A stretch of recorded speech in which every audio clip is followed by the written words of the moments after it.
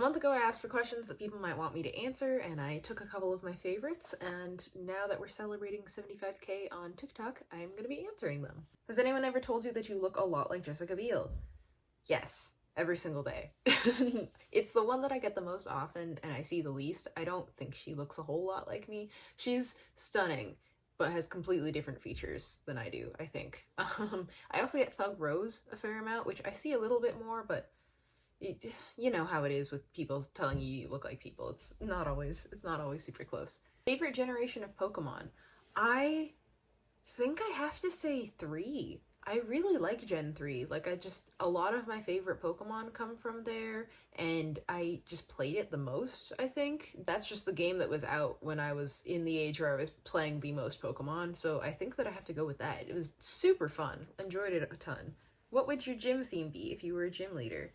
I have actually thought about this a lot. I posted something about it like a year ago or something like that. But I would be a ground type gym leader. I would have a construction theme. I think I would be like the 3rd or 4th gym leader in the the whole line of 8, because I want some middle stage evolutions and stuff in there.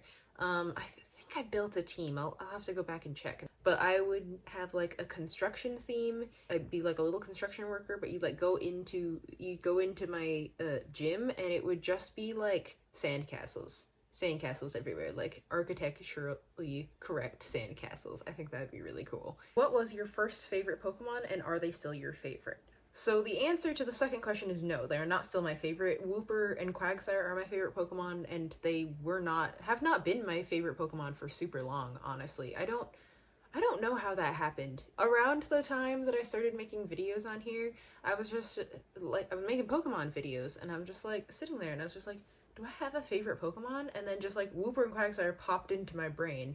And I don't think they had been my favorites before, but like I felt it in my soul that they were. But no, like the first favorite Pokemon that I had was not Wooper and Quagsire. The earliest I can remember, there must have been a Gen 1 Pokemon that was my favorite, because I played blue version first, so I must have had a favorite of that. I distinctly remember Kingdra being a favorite of mine, because I had I got a Kingdra rare card in a pack that I opened, and I thought it was the coolest thing ever. So that was my favorite for a while. Not still my favorite, but it still has a special place in my heart. This feeds right into my next 2 questions. If you were going to get a Pokemon tattoo, what would you get? I'm planning on getting a Wooper and Quagsire tattoo. I have a design in my head. I haven't put it to paper, but very excited about it. Describe Wooper in 1 word. Awesome. What is your most expensive Pokemon card? So I actually don't really know the values of all of my cards. Pretty much any of them, actually. But I'm gonna assume that it's my Charizard. My brother got this for me when I was a little kid for $40, which was a lot of money with little kid money. But this was in like the period of time where Pokemon really wasn't popular. There was a period after Gen 3 where people just like did not want anything to do with Pokemon, and I got this one. I should get it graded, but I don't want to mail it anywhere. Might try the GameStop thing. I've heard good things about that. Realistically, which Pokemon would be the best to keep as a pet in real life? Okay, so you gotta think a lot of the ones that are like either the ones that don't do a whole lot, or they're already pet shaped, because we already know how to take care of regular pets, like know how to take care of dogs and cats and goldfish, stuff like that. You get into some sticky situations with the like different typings, because like Rockruff, that's a puppy, but it's also a rock puppy, and you can't like bathe that like normal. You'd probably have dirt all over your house. Like it's made of rock. It's kind of made of rock in a way. Same thing with like Houndour or like Electrike. There's elemental things at play here, and so I think realistically the easiest pet to have would be anything from the Lillipup line. So Lillipup, Herdier, or Stoutland. Those are the most just like standard dogs you can get. I would also say Skitty and Delcatty, but I'm allergic to cats. I love cats, but I don't think I should own one because I think I would pass away. These questions go kind of hand in hand. Favorite Pokemon game and why, and which Pokemon game holds a special place in your heart and why. It doesn't have to be mainline. So I'm going to use that to talk about my favorite mainline game and my favorite non-mainline game. My favorite mainline game is either Leaf Green or Emerald. Both of them were Gen 3 era. That was just the era of games that I was playing the most excessively. I think I think I clocked more hours in Emerald, and I really enjoyed doing like contests and like all the other little things you could do, like the battle tower, that kind of thing. Super fun for me. So I think I'm gonna have to go with Emerald, but Leaf Green, close second. A non-mainline Pokemon game that I don't think gets enough love that I adored was Pokemon Conquest. You take Risk and you take Fire Emblem mechanics, you get Pokemon Conquest. I thought that was the coolest concept ever. I thought all the character designs were really cool. They're all like not over the top, but like they're very designed, and I thought that that was really neat. Somebody like really put in the effort to like do different character designs on the like characters in that game and everything, and give them Pokemon, whole vibe. And I thought that that was such a fun game. You should play it if you get a chance. What is your favorite Ash in terms of artistic styles? I think this very strongly has to do with the era that I was mostly watching the TV show in, and that was Diamond and Pearl. I really liked the Diamond Pearl Ash outfit. I thought it was super cohesive. I looked at like all the other outfits all together just now, and I really think that that one had like a certain like uniformity that some of the other outfits lack. Like, I don't know, some of them really look like it's just like, oh, your mom dressed you and then you just went out into the world. And this one, at least it feels like it has a mission, I guess. You know what I mean? Like, he was going for something. Which Pokemon region would you want to live in, and which Pokemon city or town would you like to live in? As far as like region as a whole, like taking it as a whole thing rather than just like any specific little points, I say that Kalos would be really fun to live in. I just think it's got like a lot of nature and like some urban aspects, but not as much as like Unova, say. And I don't like the big city kind of deal, whatever. I don't know. It's just pleasant. It's just nice. As far as city, I always wanted to live in Floraroma town. Floraroma town. I think it's a town. I don't think it's a city. Floraroma, wherever it is. I thought it was the prettiest place that I had ever seen.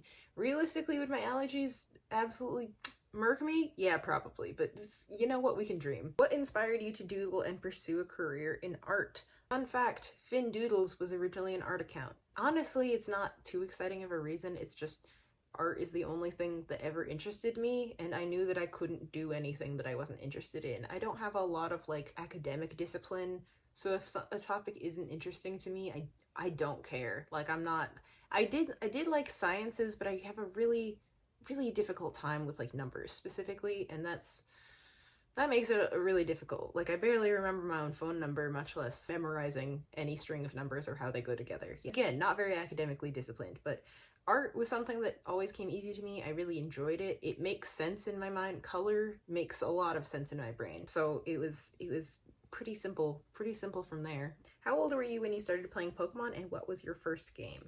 My first Pokemon game was Blue, because my brother was determined that I was gonna start the right way, the correct way. I wasn't gonna just like start somewhere random. I think I was 7 years old. My brother got me for Christmas or my birthday, I can't remember, got me a used from GameStop purple Game Boy Advance, and he handed me his Blue cartridge and says, "Don't break this, but play it." That was what I did. I had a great time.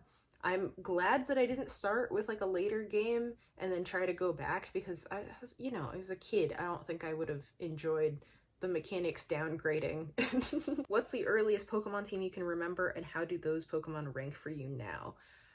That's really tough for me, because the problem is that, so I played Blue first, and I remember pieces of that team, but I also, like a couple years after, like when I had finished Blue, I was playing Leaf Green. And so I have two Gen 1 teams that kind of have like tied themselves together in my brain, and I don't remember, like, I know in Leaf Green I had a Pidgeot, but in Blue I had a Fearow. Wild choice, but I was 7. I didn't know anything. I know I had a Vaporeon, that it was my first Pokemon I got to level 100 in Leaf Green. I must have had an Eevee on my Blue version team, but I can't remember. I had Blastoise in both. I had a Nidoqueen on my Blue team. I had a Kadabra on my Leaf Green team, and a Rapidash somewhere in there. I can't remember which one it was. All of those Pokemon have a really special place in my heart. I don't really remember cohesively what those teams were, though. Blastoise is the only one that I find on like my top 10 favorites list even now. Some favorite games other than Pokemon. Really love Paper Mario. They just remade Paper Mario the Thousand Year Door for the Switch, and 10 out of 10. Very true to the original game. That's a fantastic game. 10 out of 10 would play again, even though I played it like a couple months ago. And Legend of Zelda Wind Waker. Very fun. The sailing music will forever be the only sound that will make me productive, I think. Why are you always in your car? Where are you going? Where do you come from? What is life? Well, we don't have time to unpack all of that. But why am I always in my car? I used to film in my car all the time because I just don't have good lighting in place. Like, look at this. Look at this shadow. Making hand puppets on the wall. Like, it's my lighting in general has not been the best, and nor do I have like a great like background. So it used to be that it was just so busy where I was that like there was just too many people around. I didn't want to film around people too much. And now it's just sitting in my car, the light coming through my windshield is still the best lighting that I have access to. So, who was your favorite YouTuber growing up? I didn't really go on YouTube for a really long time. So growing up, I don't know. I started only watching YouTube like in college, honestly, or like maybe late high school. But I was watching 3 channels pretty exclusively because I have a really hard time going out and trying new things, and I still don't watch very many channels, but my favorites were Markiplier, Jacksepticeye, and Drawfee. How did you start making videos, and do you enjoy the community you have joined? How did I start making videos? I just set up my camera and just started talking about stuff and posting, and then people were just like, "Ooh, Pokemon!" And that was the first time in my life that anyone had ever like really shown interest in the thing that I liked. Yeah, it was really fun that way. In that vein, do I enjoy the community you've joined? Yeah, it's really cool to actually have friends that also enjoy Pokemon and just people to talk about it with, people to discuss. It's been delightful. I've met some of my now best friends making stupid Pokemon videos. As far as like community, like people who watch my videos, I love y'all. Don't always like y'all. I get a lot of DMs. Let's leave it at that. And also sometimes Pokemon fans can be really mean sometimes. It's really hard for people to wrap their head around the fact that I can have a different opinion. I'm not trying to change yours, but I'm also not wrong because it's just these are the Pokemon that I like. People get mad at you when you like dislike certain Pokemon. What were some roadblocks when you first started social media? I'm camera shy. I'm not camera shy, so that was not a roadblock for me. I guess a little bit. Like, I don't like filming in public, but as far as like taking videos of myself and posting it, I don't know. I don't care. I haven't really thought about it. I don't like taking photos of myself because I feel like I have a really hard time with making facial expressions. And so when I take a photo of myself, I don't feel like it looks like me. Like, I get uncanny valley effect just from looking at photos of myself, but video, you can see that I am 3-dimensional. It's easier to catch a couple of frames in there where I look like myself instead of one where I'm just like, that doesn't look right to me. You know what I mean? That wasn't as much a problem for me as like having a hard time making facial expressions. That's kind of hard to get an engaging video when my face is just naturally like this all the time. And tone as well. Figuring out how to talk in a way to show that I was excited is like, if I'm excited about something, I'm excited about it. But it doesn't always convey through my voice. And so I watched back some of my old videos and I was sitting there and I was just reading it like, what are some roadblocks when you first started social media? I was super monotone for a while. And so kind of having to play it up so that I look as excited as I physically am is kind of tough. I want a profile picture with my favorite Pokemon. Can you do one for me? Yes and no. I have been wanting to open commissions for over a year now, but I've been in such a rut with drawing that I don't want to like start something that I don't think I can finish. Like, I don't want to open up commissions and then just be like, no, I can't draw any of these, you know what I mean? But so once I figure that out mentally and everything, and figure out like pricing and everything, I would love to open commissions for like Pokemon illustrations, like my profile picture, because they're really fun to draw.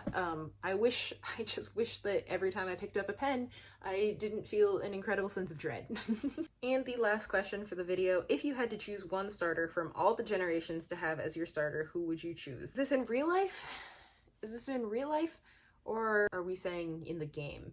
Because in the game, my answer is different from in real life. I'm gonna answer both, actually. In real life, I would love a Bulbasaur. Strictly in a game, in the game sense of just like what Pokemon do I just like think is really cool and I want it, Totodile. But I think having a Totodile in real life would kind of be a nightmare. Kind of like having a dog that like you need to run for like 2 miles every day or else it is just too much of a ball of energy and it tears up your couch. You know what I mean? I think Bulbasaur wouldn't do that though. Thank you so much for joining me while I answer a couple of questions. I don't know how to end this video, so I'm just gonna do the old YouTube thing and cover the camera.